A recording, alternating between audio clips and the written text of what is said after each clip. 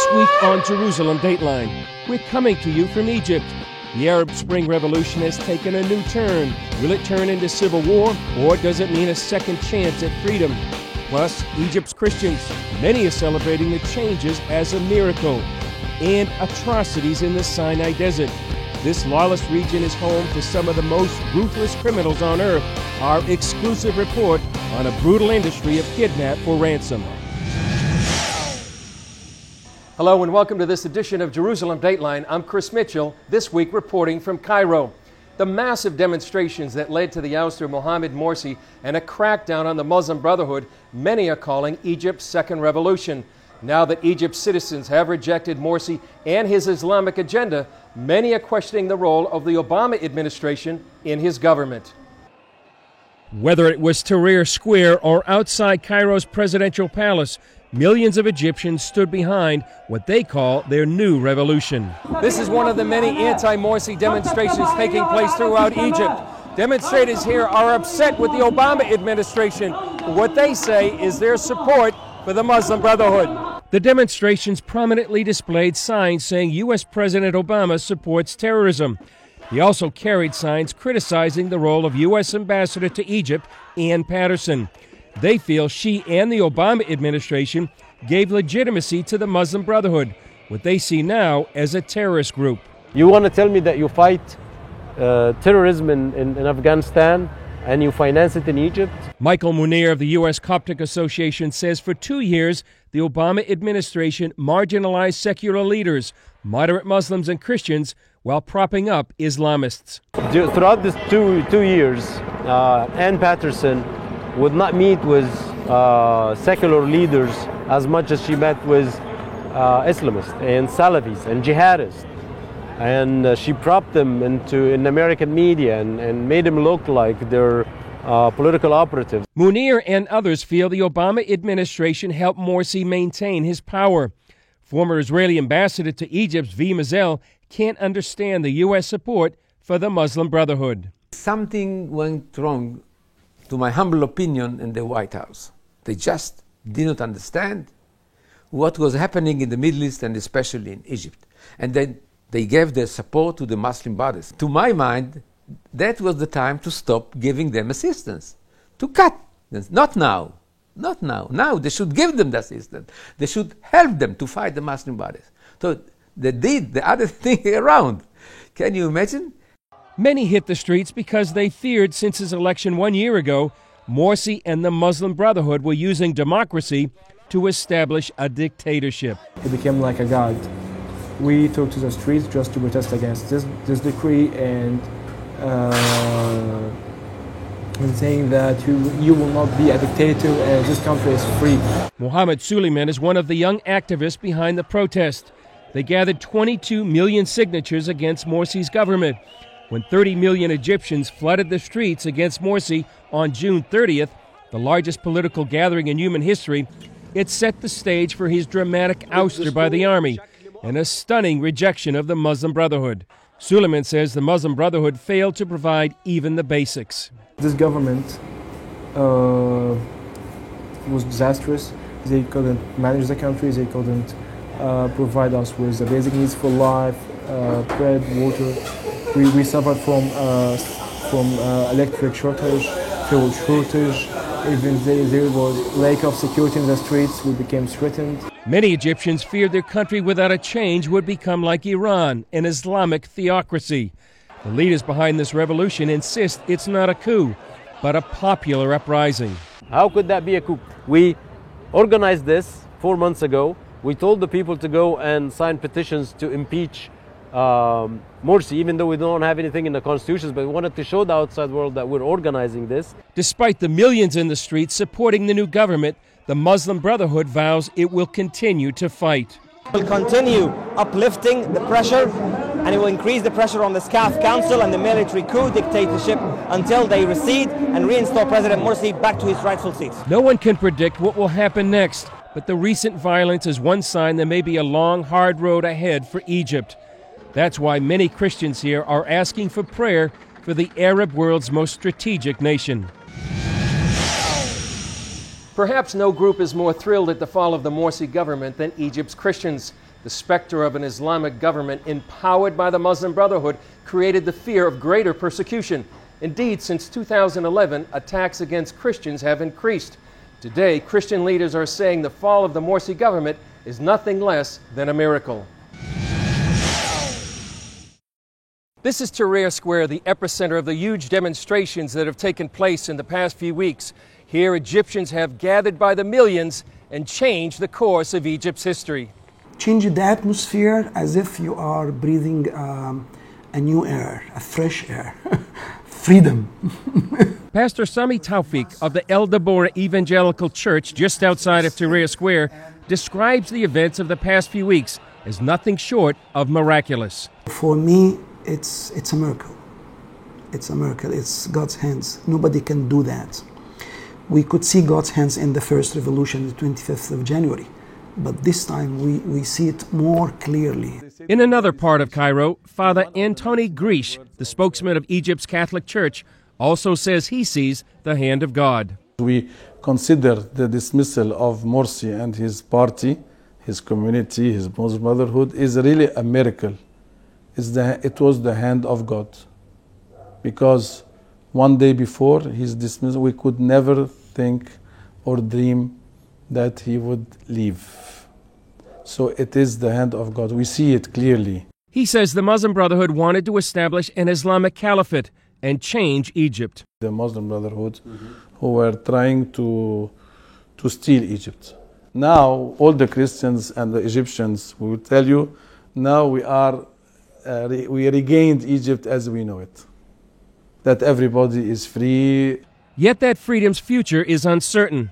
Whether or not the Muslim Brotherhood will continue to reject the new government or even begin a new violent intifada remains to be seen.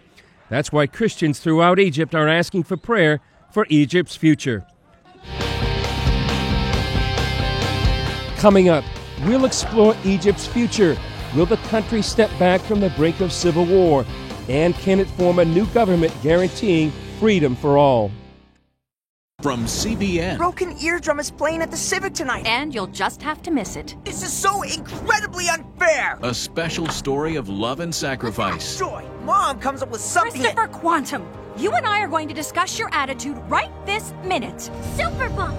No. Join the Superbook DVD Club and get Superbook's newest episode, He is Risen. Plus 2 copies to share with others. All for your gift of $25. They have arrested Jesus, the Messiah.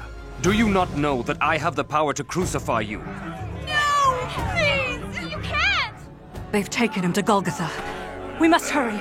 Mary is about to lose her son. The worst thing any mother could face. I am not leaving her. Superbook. It's an amazing way to build a strong spiritual foundation in the children you love. Mary, who are you looking for? I've seen him! He is alive! Superbook. He is Risen. Available now.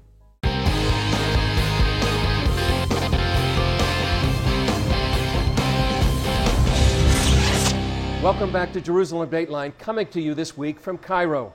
What's the future of Egypt?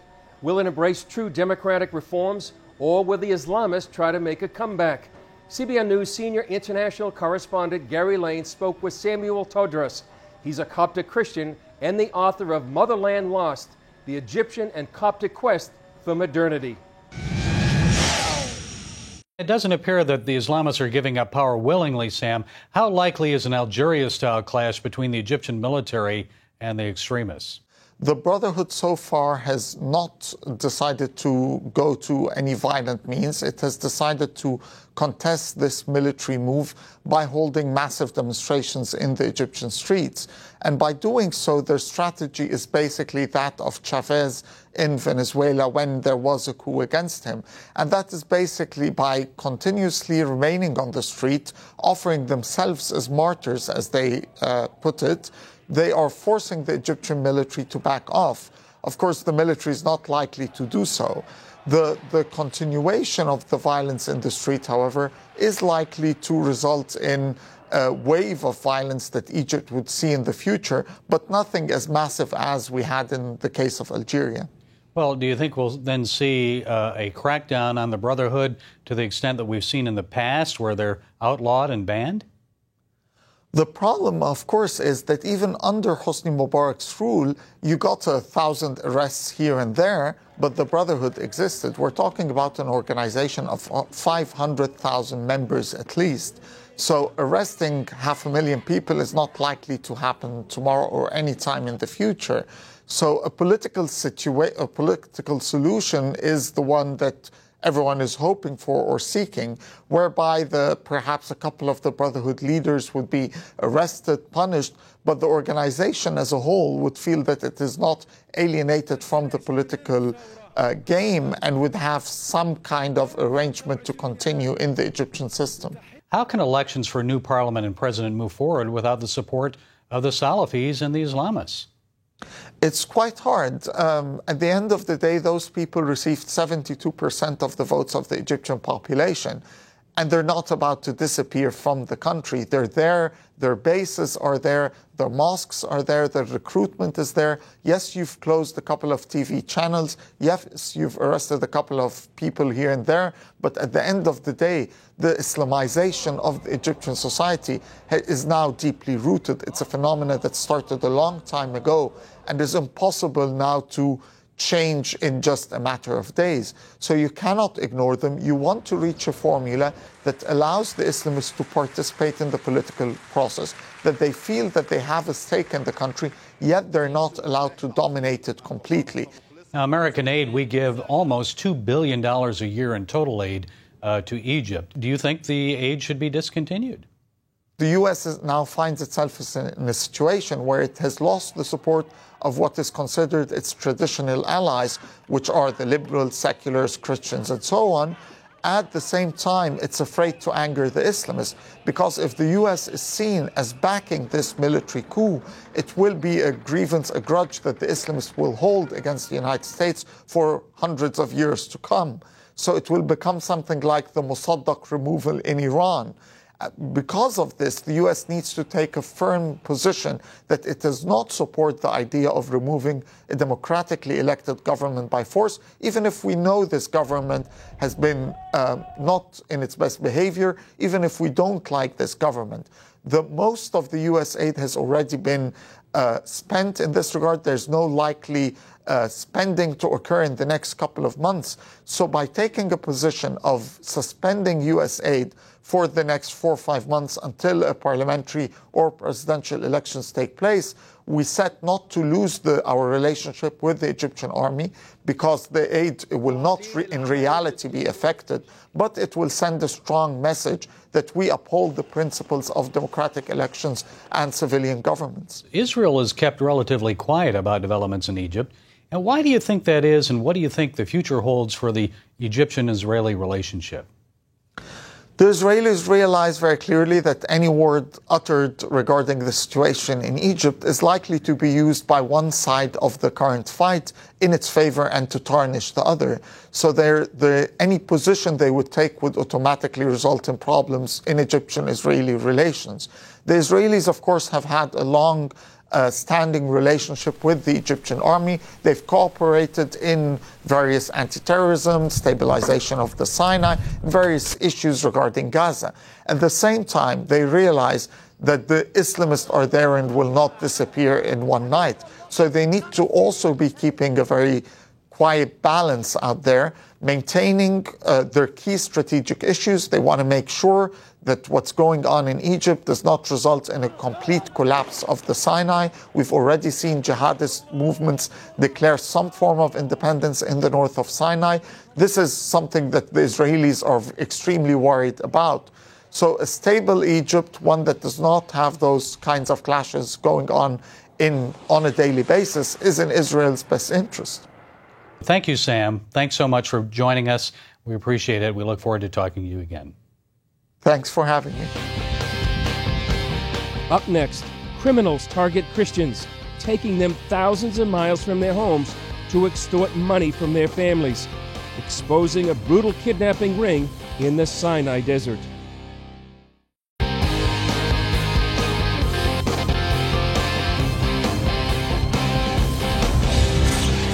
From the east coast of Africa to the deserts of Egypt's Sinai Peninsula, Bedouin tribesmen are conducting a human trafficking trade on a massive scale.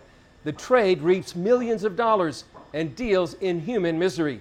While it's no secret and could be stopped, so far no one has dared. By that time, I had lost sense in both of my hands. It was the result of the accumulated torture, but mainly because both of my wrists were tied up so tight and I was hanged up from the ceiling for 3 days. He's just one victim of a widespread modern-day slavery, kidnapping, and torture trade in the Sinai Desert.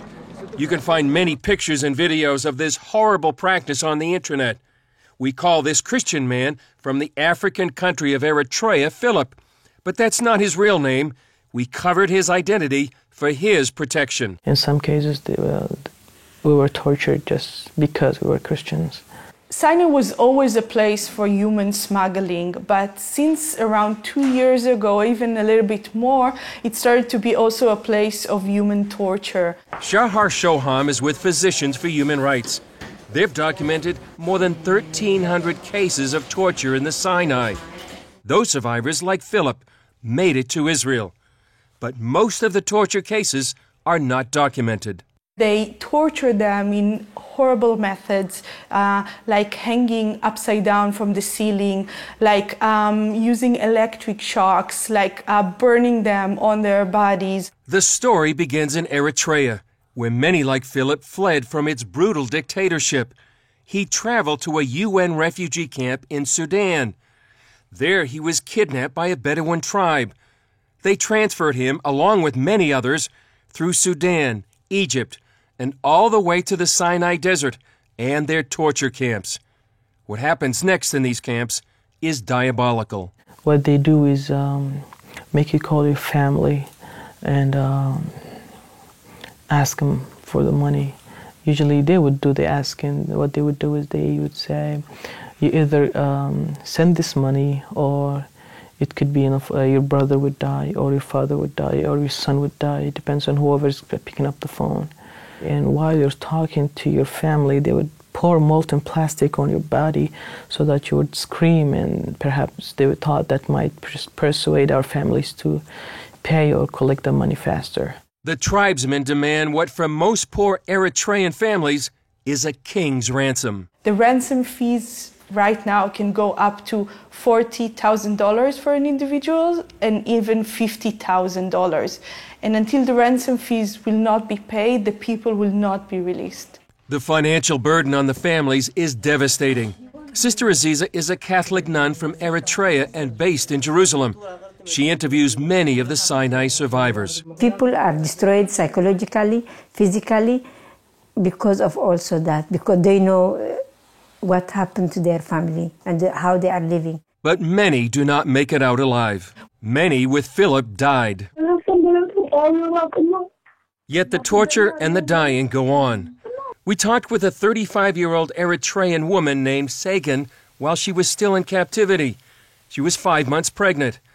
The kidnappers give them cell phones so they can call their family and friends to beg for money. Maron Estefanos, an Eritrean human rights activist living in Sweden, arranged our conversation. We talked via Skype linking Sweden, Jerusalem, and the Sinai Desert. It was sobering. You could hear the strain in Sagan's voice. They're asking for money every minute. They hit us. They would make them lie down in the floor, and then they would hit their feet and melt with melted plastic bags, and also so that way they cannot stand, because they would torture their feet, and at the same time she said every day they hang them like the way they used to hang Jesus Christ. A majority of the Eritreans, like Sagan and Philip, are Christians. Many don't survive. There are around 7,000 people that went through these torture camps and 4,000 that died. Those are huge numbers, and I don't think the world needs to keep quiet about that. Philip miraculously survived and made it to Israel, where he received life-saving medical treatment. The location of these torture camps is no secret. Their location and whereabouts is known already to many high officials. But so far, the government of Egypt hasn't done anything about them. The only way out of this problem is for the international society, for the international community, to put pressure on the Egyptian government to release these victims, to stop these human traffickers. Majed El-Shafi, a human rights activist, believes some of the American financial aid to Egypt could be used with conditions to help these victims. Every American listening to us right now, not only Americans, anybody in the world, you can make a difference. You can contact your congressman, you can contact your senator, you can show them that you care about these issues. If you send an email or fax or you make a telephone call, you can save a life. When Jerusalem Dateline returns, few know that Egypt has a significant place in biblical prophecy, but the country's Christians know it by heart.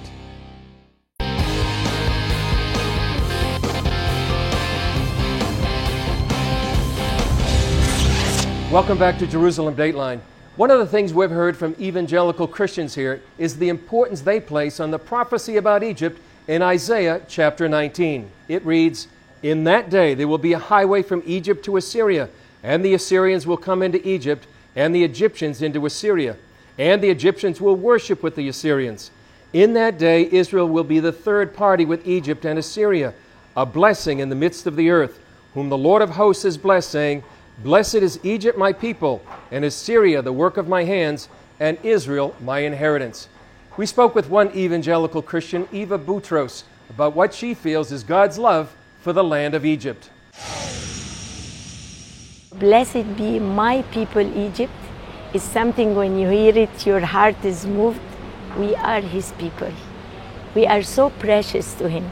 And the reason we do field hospital, we do any ministry now, because we know how His people are so precious to His heart. And when I mean this, I don't mean the Christian or the nominated Christian people.